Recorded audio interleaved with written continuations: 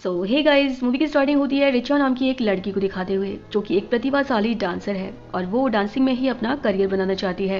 उसका एक dancing group भी है, लेकिन उसके घर वाले उसकी शादी करवाने के लिए दबाव डाल रहे हैं। तभी हम देखते हैं रिचा को देखने के लिए एक लड़का आता है जिसका नाम दिवाकर होता है। उन दोनों की आपस में बातचीत होती है और बातचीतों के दौरान दोनों के बीच काफी अच्छी समझ बनती है।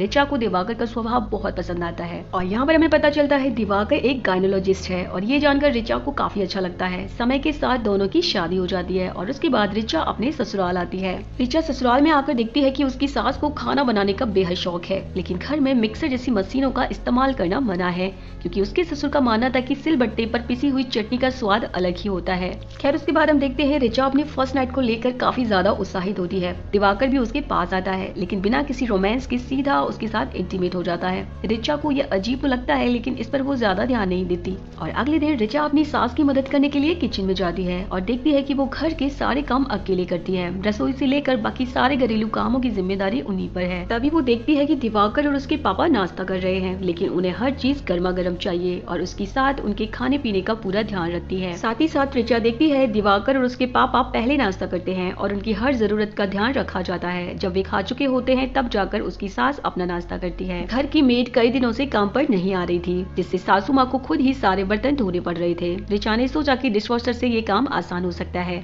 लेकिन घर में इसका इस्तेमाल करना भी मना था। अब रिचा ये सब कुछ करना तो नहीं चाहती थी, लेकिन हालात को देखते हुए वो चुपचाप सारे के सारे काम करने लगती है। हर दिन घर के नियमों और परंपराओं के बोझ तले दबते हुए उसे एहसास होने लगा कि शादी के बाद उसकी जिंदगी उसकी उम्मीदों से बिल्कुल अलग होती जा रही है। एक दिन रिचा की सास को उनकी बेटी का कॉल आता है जो गर्भवती होती है और वो चाहती है कि उसकी माँ कुछ दिनों के लिए उनके पास आ जाए।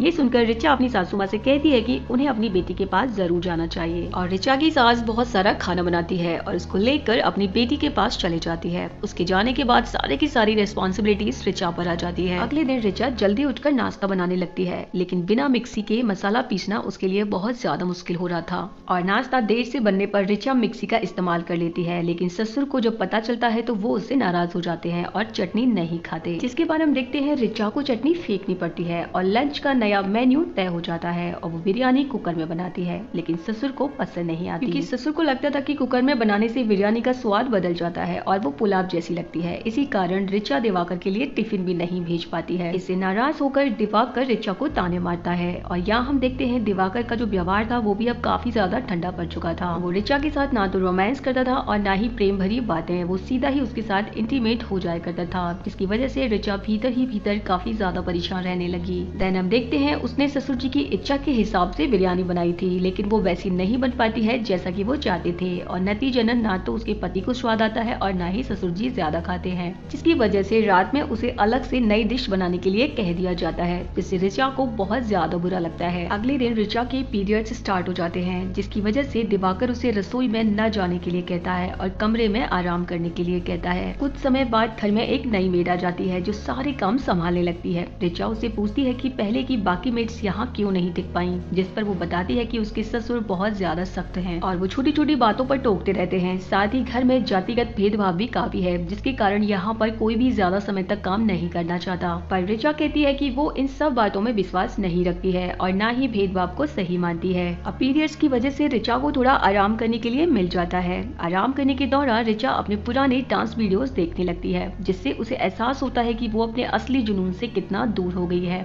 और अपने सपने को फिर से जीने की चाह में वो तय करती है कि वो अब डांस टीचर बनेगी। और वहीं दूसरी तरफ रिचा के ससुर और पति बेकरारी से इंतजार कर रहे थे कि उसके पीरियड्स खत्म हो ताकि वो फिर से घर के काम को संभाल ले। उनके लिए ये बस एक अस्थायी रुकावट थी, जबकि रिचा के लिए ये कुछ दिन सुकून भरे थे और देखते ही देखते 5 दिन बीत जाते हैं। पीरियड्स खत्म होते ही रिचा को दोबारा सारे घर के काम संभालने पड़ते हैं। एक दिन वो किचन में काम करते हुए उसकी नजर बेसिन के नीचे लीक होती हुई पाइप पर पड़ती है और इस समस्या के चलते रिचा ने दिवाकर से कहा कि वो जल्दी से प्लम्बर को बुलाकर पाइप को ठीक करवाए, क्योंकि पानी का रिसाव उसके काम में बाधा डाल रहा था। मगर दिवाकर उसकी बातों को हल्के में लेता रहा, मानो ये कोई बड़ी परेशानी हो ही ना। अगली सुबह नाश्ता परोसते हुए रिचा हिम्मत करके अपने ससुर और दिवाकर से नौकरी करने की बात छेड़ती है, लेकिन उसकी बात सुनते ही वो दोनों ठंडी मुस्कान के साथ कहते हैं जल्दी ही तुम्हारी प्रेगनेंसी की जिम्मेदारी आ जाएगी, फिर नौकरी करके तुम क्या करोगी। ये सुनकर रिचा अंदर ही अंदर आहत हो जाती है, लेकिन कुछ कह नहीं पाती। तभी उसके ससुर उससे कहते हैं कि कपड़े वॉशिंग मशीन में नहीं धो, बल्कि हाथ से धो, क्योंकि कपड़े बेहतर तरीके से साफ होंगे। और उनकी बात सुनकर रिचा और भी ज्यादा निराश हो जाती है। देन रिचा हिम्मत जुटाकर अपने ससुर से अनुरोध करती है कि वो उसे इंटरव्यू देने के लिए जाने दें, लेकिन वे साफ इनकार कर देते हैं। उसकी मनाही के कारण वो इंटरव्यू नहीं दे पाती, जिसकी वजह से वो और भी ज्यादा उदास हो जाती है। तभी रात को दिवाकर घर लौटता है और बिना कोई परवाह किए रिचा के साथ इंटीमेट होने लगता है। और ये देखकर रिचा को बहुत ज्यादा गुस्सा आता है और वो झुंझलाते हुए उससे पूछती है, तुम सिर्फ अपने बारे में सोचते हो, कभी ये नहीं सोचते कि मुझे कितना दर्द होता है। ना ही तुम मुझसे प्यार से बातें करते हो और ना ही तुम मेरे साथ रोमांस करते हो, तुम सीधा का सीधा मेरे से इंटीमेट हो जाते हो। और ये सुनकर दिवाकर को काफी गुस्सा आता है और वो कहता है, अगर तुम्हें बस यही करना है तो इसका मतलब ये है कि तुमने सब कुछ पहले से करके रखा है, इसीलिए तुम्हें रोमांस के बारे में पता है। वो आगे कहता है कि मैं तुम्हारे पास आना ही नहीं चाहता, क्योंकि जब भी तुम्हारे करीब आता हूँ तो तुम्हारे शरीर से किचन की बदबू आती है। और ये शब्द रिचा के दिल को गहरे तरीके से चीर देते हैं। एंड वो कहता है कि तुम्हें ऐसा कुछ भी नहीं है जिसकी वजह से मेरा तुम्हारे साथ रोमांस करने का मन करे। और उसके ये शब्द रिचा के मन पर गहरी चोट कर जाते हैं और वो अंदर से बिल्कुल टूट जाती है, मानो उसके अस्तित्व, उसकी भावनाएं और उसकी इच्छाओं को एक झटके में नकार दिया गया हो। अगले दिन दिवाकर का कजिन उसके घर पर आता है, जिसकी सोच बिल्कुल उसी की तरह थी। वो आते ही रिचा को आदेश देने लगता है कि उसको क्या चाहिए और कैसे चाहिए, जिसके बात करने के तरीके में भी वही रूखापन और अधिकार जताने वाला भाव था। देन उसके बाद रिचा उसके लिए खाना बनाकर परोसती है तो वो नजरें दिखाते हुए कहता है कि ये इतना ज्यादा खास नहीं बना, इससे बेहतर की उम्मीद थी मुझे। एंड इसके बाद वो रिचा से कहता है कि आज मेरा मटन खाने का मन है, इसलिए सारी की सारी तैयारियां करो और अच्छे से मटन बनाना। रिचा पहले से ही थकी हुई होती है, लेकिन ना चाहते हुए भी उसे दोबारा किचन में जाना पड़ता है। और अब रिचा सारी चीजों से बुरी तरीके से तंग आ चुकी थी। उसकी पूरी जिंदगी बस किचन में खाना बनाने और उसे साफ करने तक ही सीमित रह गई थी। हर दिन वही दोहराव, कोई अपनी फरमाइशें थोप रहा था तो कोई उसकी मेहनत को नजरअंदाज कर रहा था। वो खुद को इस घर में एक नौकरानी से ज्यादा कुछ नहीं महसूस कर रही थी। रिचा बार बार दिवाकर से पाइपलाइन ठीक करवाने की बात करती है, लेकिन वो हर बार उसे अनदेखा कर देता है। घर के कामों के बोझ और दिवाकर की बेरुखी से वो बहुत ही ज्यादा परेशान थी।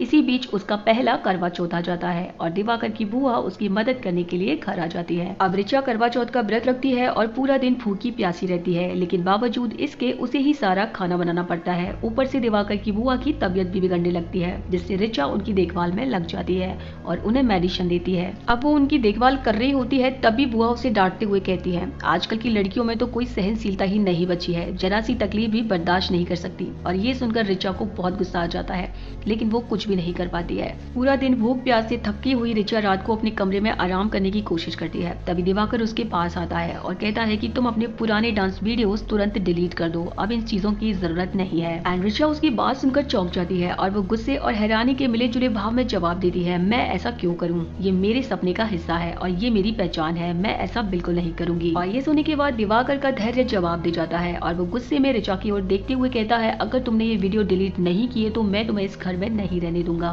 रिचा अब बिना डरे दिवाकर की आंखों में देखते हुए कहती है, तुम्हें जो करना है वो करो, लेकिन मैं अपने वीडियोस को डिलीट नहीं करूंगी। उसकी आवाज में इस बार कोई भी झिझक नहीं थी, बल्कि एक ठोस फैसला था। और ये सुनकर दिवाकर को काफी गुस्सा आ जाता है और वो वहाँ से चला जाता है। देन अगले दिन हम देखते हैं दिवाकर की बुआ अपने घर लौट जाती है और घर में वही रोजमर्रा की दिनचर्या स्टार्ट हो जाती है। कुछ समय के बाद दिवाकर के पिता का जन्मदिन आ जाता है, जिसके लिए उन्होंने अपने काफी सारे दोस्तों को घर बुलाया था। देन कुछ ही देर बाद वो लोग वहाँ पर शराब पीना स्टार्ट कर देते हैं। वहीं रिचा लगातार किचन और मेहमानों के बीच में दौड़ भाग कर रही थी, लेकिन किसी ने उसकी थकान पर ध्यान ही नहीं दिया। उसके ससुर उसे आदेश देते हैं, रिचा सबके लिए खाना बनाओ। रिचा एक पल के लिए ठिठक गई। उसे महसूस हुआ कि उसके साथ ऐसा व्यवहार किया जा रहा था मानो ये उसका घर नहीं बल्कि कोई होटल हो और वो बस उसमें काम करने वाली एक बावर्ची हो। दूसरी तरफ दिवाकर भी बहुत ज्यादा रिचा से गुस्सा था, क्योंकि उसने अब तक अपने डांस वीडियोस को डिलीट नहीं किया था और वो उसके पास जाकर उसे वार्न करता है कि या तो तुम वीडियोस डिलीट कर दो वरना तुम्हारे लिए अच्छा नहीं होगा। साथ ही साथ वो उसे सबके लिए ड्रिंक्स लेकर आने के लिए भी बोलता है। और अब रिचा का गुस्सा हद पार कर चुका था। उसने बेसिन के नीचे रखा बाल्टी में गंदा भरा हुआ पानी सबके लिए दे दिया और जब इस बारे में दिवाकर को पता चला तो वो गुस्से में आग बबूला हो जाता है और किचन में पहुंच जाता है। उसकी आंखों में गुस्से की लपटें थी, लेकिन रिचा अब बिल्कुल भी डरने वाली नहीं थी। जैसे ही दिवाकर कुछ कहने के लिए आगे बढ़ा, रिचा ने बिना सोचे समझे वो गंदा पानी उसके मुंह पर फेंक दिया और दिवाकर ये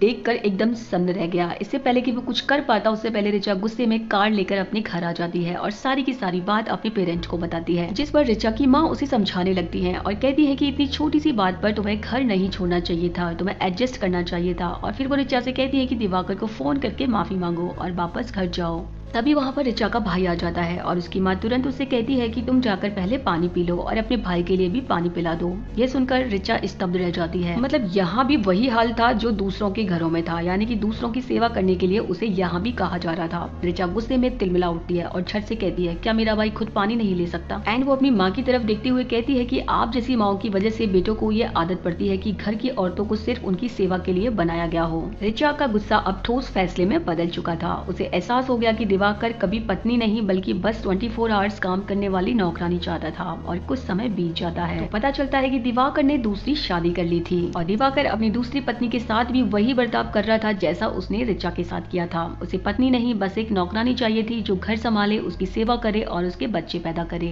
लेकिन ऋचा को यह सुनकर कोई भी दुख नहीं हुआ, बल्कि उसे यकीन हो गया था कि उसने जो भी रास्ता चुना है वो बिल्कुल सही था। जिसके बाद हम ऋचा को देखते हैं जिसने अपना डांस ग्रुप फिर से स्टार्ट कर दिया था और वो नृत्य कर रही थी। उसकी आंखों में चमक और चेहरे पर सुकून था और अब वो वही कर रही थी जो हमेशा से करना चाहती थी। अपने सपनों को जी रही थी अपनी शर्तों पर। और इसी के साथ कहानी समाप्त होती है, लेकिन ऋचा की नई जिंदगी की शुरुआत होती है। तो गाइस, अगर आपको कहानी पसंद आई हो तो कमेंट में अपनी राय जरूर दें और चैनल को सब्सक्राइब करना ना भूलें। मिलते हैं अगली वीडियो में एक नई कहानी के साथ। तब तक के लिए बाय बाय।